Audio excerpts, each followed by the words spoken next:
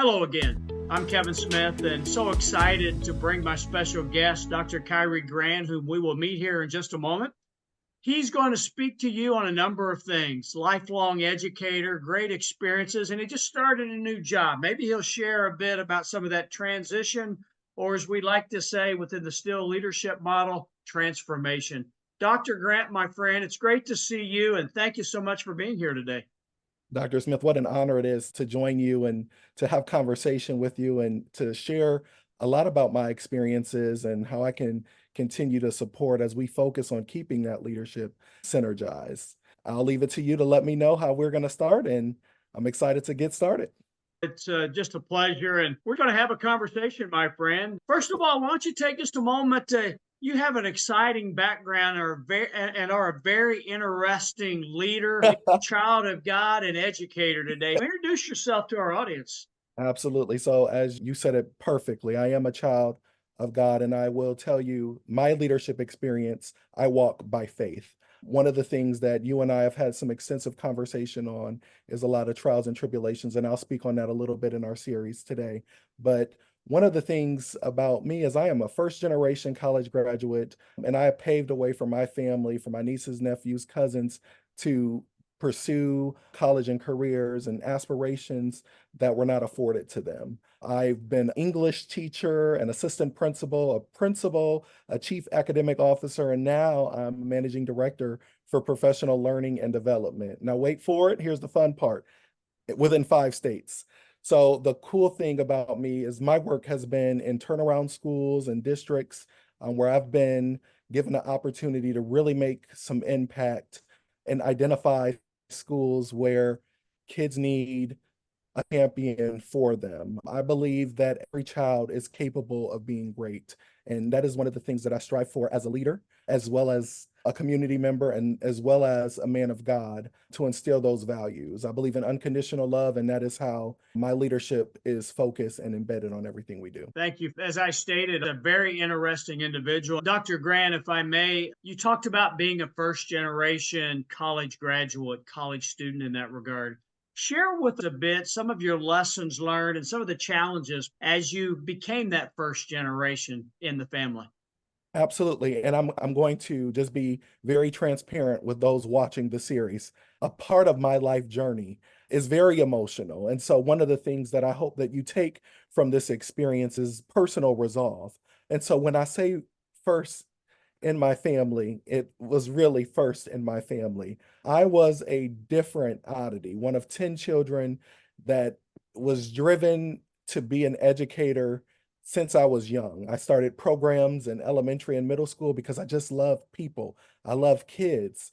When I had the opportunity to pursue college and go to Ohio State, my first initial reaction was I can go be a judge and go the law school route. Somehow I went to University of Dayton for my master's in education and then continued on there with my educational leadership experience before transitioning to Oakland City to pursue my doctorate. I've been called into this ministry to lead kids in a way that helps them understand that there is something bigger and beyond. Now, stepping back to your question, that journey was one that was not easy. I went to school to be an English teacher. And so I graduated from Ohio State with high honors with an English degree, not English education, with an English degree. My educational experience, I did not really engage in reading until I was in third grade. I was one who received specialized support, a lot of pull out and interventions. And I remember my third grade teacher telling me, one day you're going to fall in love with books. And I looked at her and I remember that picture and I keep that in my office. And I'm like, no, I'm not. But when I started reading, I fell in love with books. And then I pushed myself each year to be a better reader. And then something clicked, fourth and fifth grade, that I learned that education was a mechanism. Learning was something that fostered not only curiosity, but our sense of development, our sense of purpose. During my youth, I've experienced a lot of loss. I've lost parents, grandparents. And so my story and my journey was formed, right? And many of my siblings were older. Some of them were a few years closer to me, and some were close in age to me. And so our journey was all unique. And so for my brothers and sisters, they pursue career paths. A lot of them continue to live in our community and just provide for our community. The cool thing I love about my family and the work and everything that we've done within our journey, within our trials and tribulations, is that we continue to love people regardless. And I say that now to you because, as I shared with you, Dr. Smith, I lost my best friend, my sister, this January. And that has been probably the hardest loss that I've ever faced. And I have buried and overcame losing other and older siblings and had great relationships and ties with them. But there's something about a sibling who you connect with that motivates and pushes you to drive and be successful. And I will never take full credit for going above and beyond and pursuing my degrees without giving credit to my sister who recently just passed. Because if it was not for her daily phone calls, her jokes, her laughs, and her little sister, we're going to call them little sister comments, that guided me and made me continue to focus on my why. What she would say is that I focus on my why too much and work too hard, and that sometimes I need a break. Going back to faith, sometimes I feel that we're called to do our work in education and serve in this ministry. And that is what I do. I instill in our kids that we have to love people unconditionally, be a support system, but then also overcome obstacles when we are faced with them.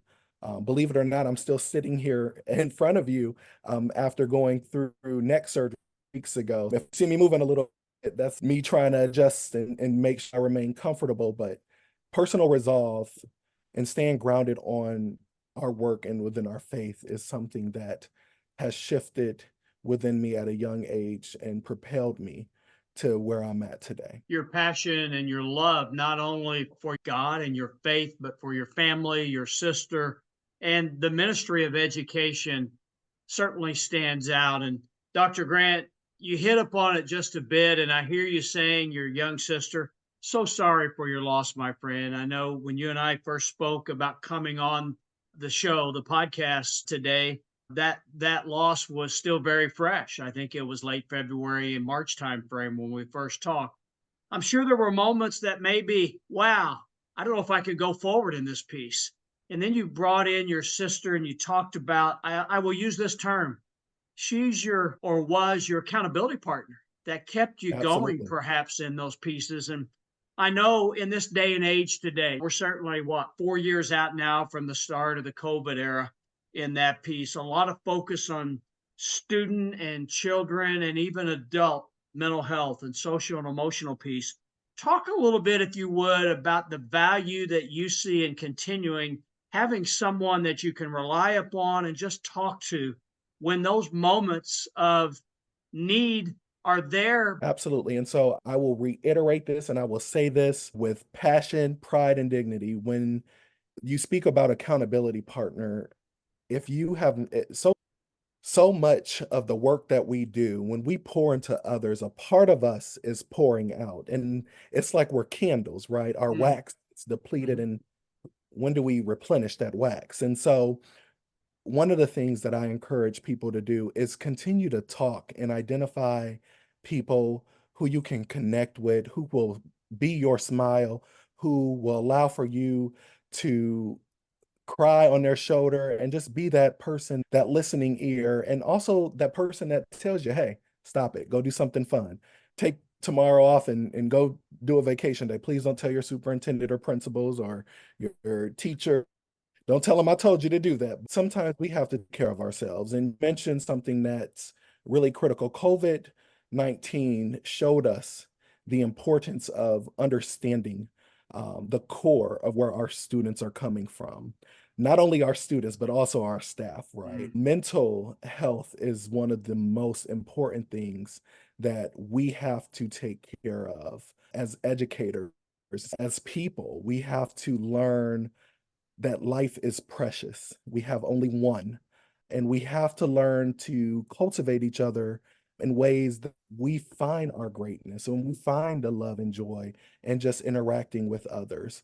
I always tell people, regardless if you're having a bad day, or not, that when you interact with me, you're going to walk away with a smile, even if it's a sarcastic smile. I'm going to say something funny, I'm going to do something funny, but I need to see you smile. And the kids always would make fun of me. Why are you always smiling, even when we're in trouble? Because I love you and I care about you, even in the midst of having a Mm, corrective conversation or working to identify some strategies to support you. I think social emotional learning is no longer just at the baseline of the work that we do. It is the core of mm, what we do. It's no longer the foundation of how we instruct students. It's about how we begin to identify the issues impacting humility and humanity and try to work to provide tools and resources that align teaching, effective teaching and learning, and mixing those two together. It's a challenge, right? Because we were forced to do it so quickly. But when we think about it and take a moment to really invest in understanding where our students and staff are, I'm going to now use both.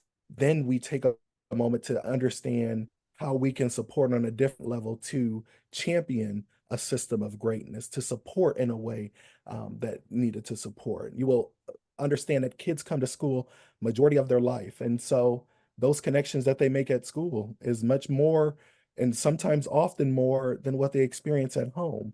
And so creating a place where our kids feel safe, where they know that their basic needs are met, that they're listened to, I think that's essential. But then also on the flip side, your staff, making sure that they understand that even though the demands continue to be high on education, the teacher shortage, the administrative mm. changes is so frequently, there's still love and value in the work that you do, and there's still love and value in the work and the investment that you put into the classroom each and every day. Well said, my friend. I will say that there's a number of careers and professions, certainly the health field, the doctors, the nurses, the support team members.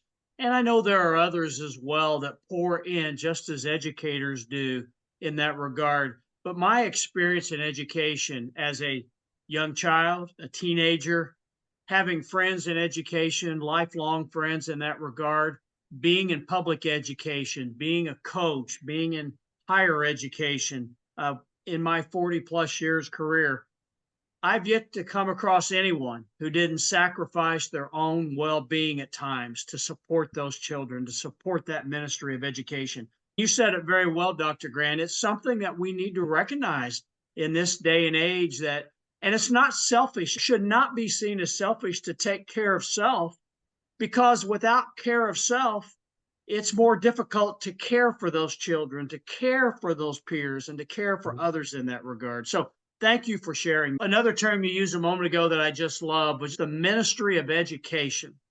And there's, as you well know, faith and education in the public sector. We're all taught and promoted, marketed. Those two need to stay separate, but it's difficult when God's in your heart all the time, right? It's that passion. And I sense it coming out of you. And I love the term ministry of education. Talk a little bit about when you recognize how are you able to stay consistent with that Monday through Sunday, everything's a ministry aspect. And that goes again, that goes back to being grounded in your faith. For me, it's easier to be grounded for my faith. So as I shared with you, I've had trials and tribulations. So experience a lot of loss. I've experienced more than loss, right? So I've experienced living in a car. I've experienced having to move home to home, poverty, just different things that have shaped my journey.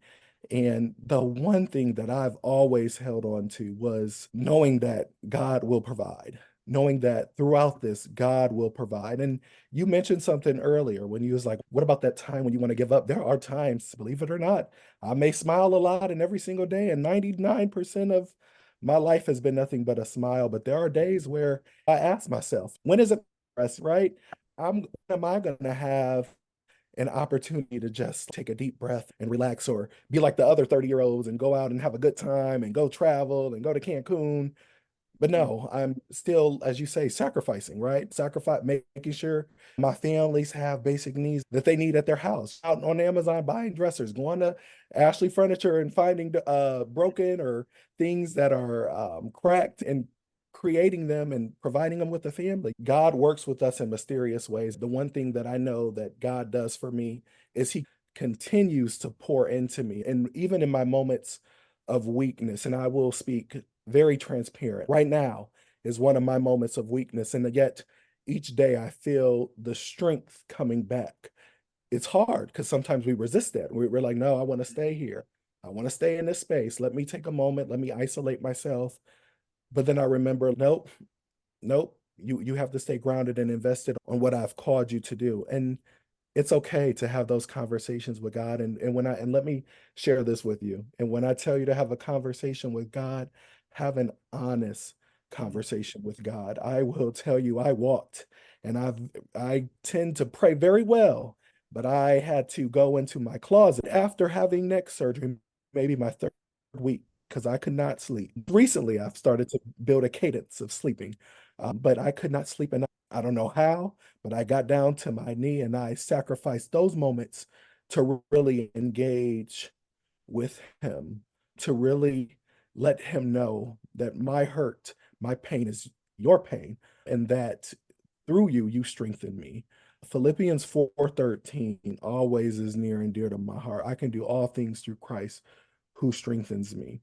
And I have to remind myself, even in these moments of weakness, and I told myself I wouldn't cry on a podcast, but a part of me has to share with you all that it's okay, because we beat ourselves up and tell ourselves it's not okay, because it is okay. This is how I feel, and we have to validate our feelings. And hurt is beyond a feeling right now of what I'm feeling. But the coolest thing is when you communicate and having those conversations with God, that personal resolve within you, when you feel that you don't have it, just it takes over. It drives you.